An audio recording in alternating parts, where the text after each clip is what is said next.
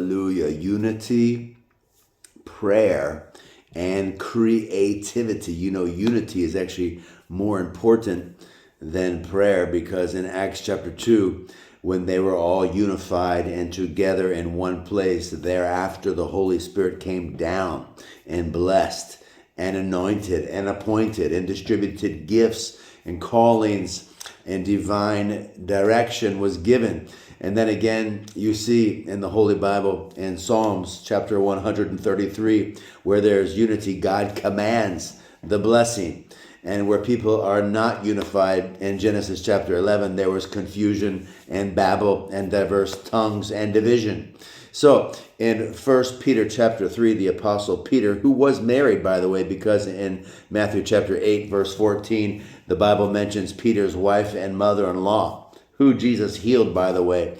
So the first pope really was not Peter, because in Matthew chapter 16, Jesus said upon the rock of revelation that Peter knew Jesus to be the Christ, the Savior, the Messiah, the Son of the living God. That's the rock upon which the church was built, not upon Peter, because in the same chapter, when Peter told Jesus not to go to the cross and be crucified, Jesus rebuked Peter in Matthew chapter 16 and said, "You're not mindful of things of God, you're mindful of things of men. Satan, get behind me."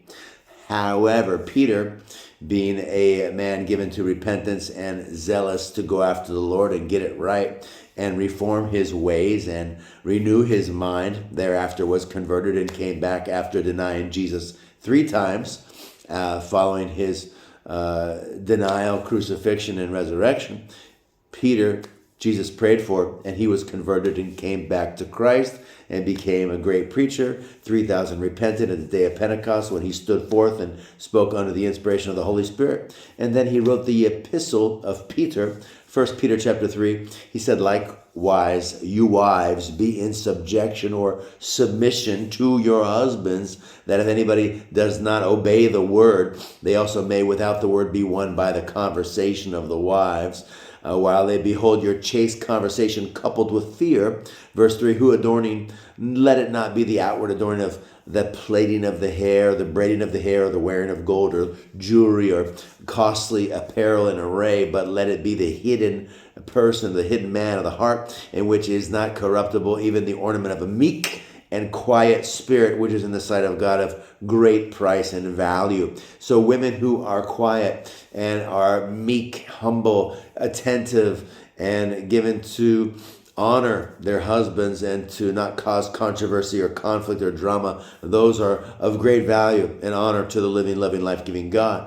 And then in 1 Peter chapter 3, verse 5, "After this manner in the old time, the holy women who trusted in God adorned themselves, being in subjection," once again, submission, "to their husbands, even as Sarah," verse 6, "obeyed Abraham, calling him Lord, whose daughters of faith you are, if you do likewise and are not afraid with any amazement." So in Genesis chapter 12, God told Abraham he would bless him and bring him to another country, away from his family and kindred and tongue and land, and take him to a place called there, which he had to walk by faith, not by sight, to enter into.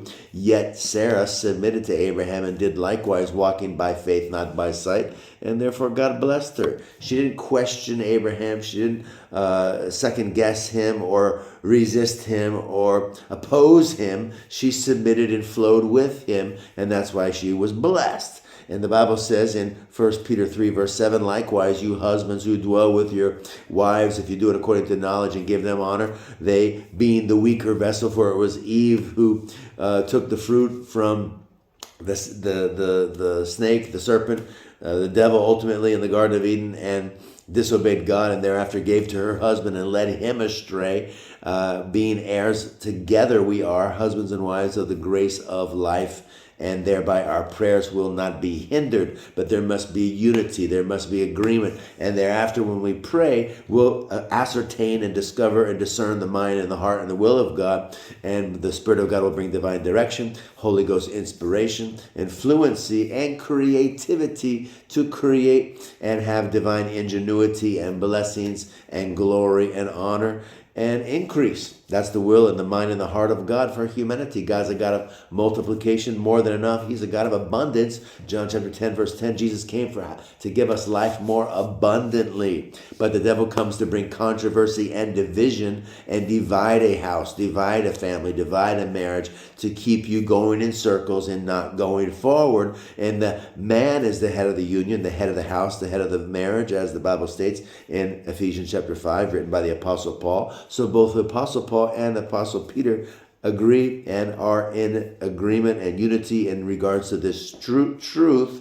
Every human body only has one head. Every marital union can only have one leader, and we have to submit to God, men do, to be blessed and guided and guarded and governed and graced by the living, loving, life-giving God. And as we submit to God ourselves, the women who submit to us will be blessed, and those who oppose us will be cursed. So you can choose. Jezebel opposed the man of God named Elijah. She was cursed. Dogs licked her blood. So what kind of woman do you want to be? What kind of man do you want to be? I want to submit to God. I want to follow God. I want to walk in the order and the ways of God. And as I submit to God's authority, I too will have authority. But we need unity. We need to be prayerful, and we need to be mindful of the ways and the order of God. And the earth is gone wayward and as rebellious and disobedient, as the spirit of disobedience works in the children of disobedience, the Bible declares in Ephesians chapter 2. And that's why there's so many people getting divorced in the earth. I'm guilty myself. And the Bible says clearly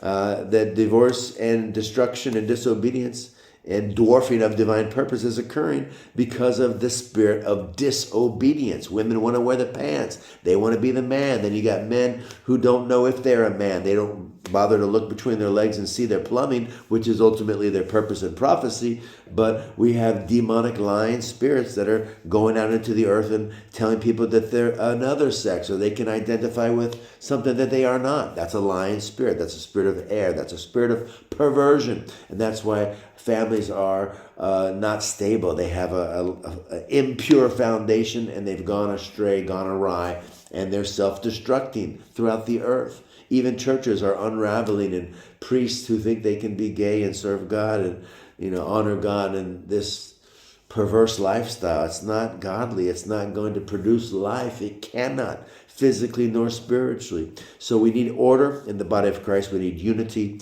prayer, and the power of creativity, because God gives us the power to get wealth. The Bible says in Deuteronomy chapter 8, and the devil will try to frustrate and oppose a man of God, as did Job's wife, who told him to curse God and die.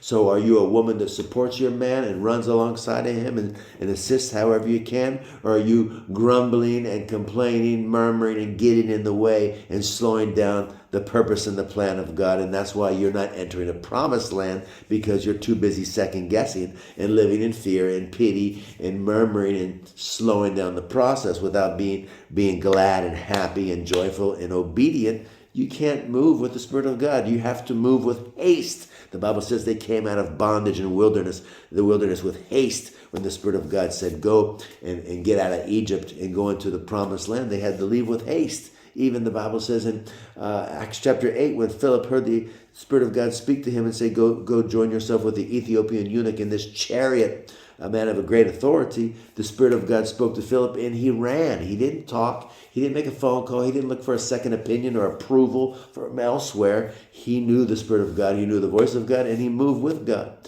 So we need to do likewise, and we need to stop opposing men of God and start supporting and assisting. And as you do, you'll be blessed.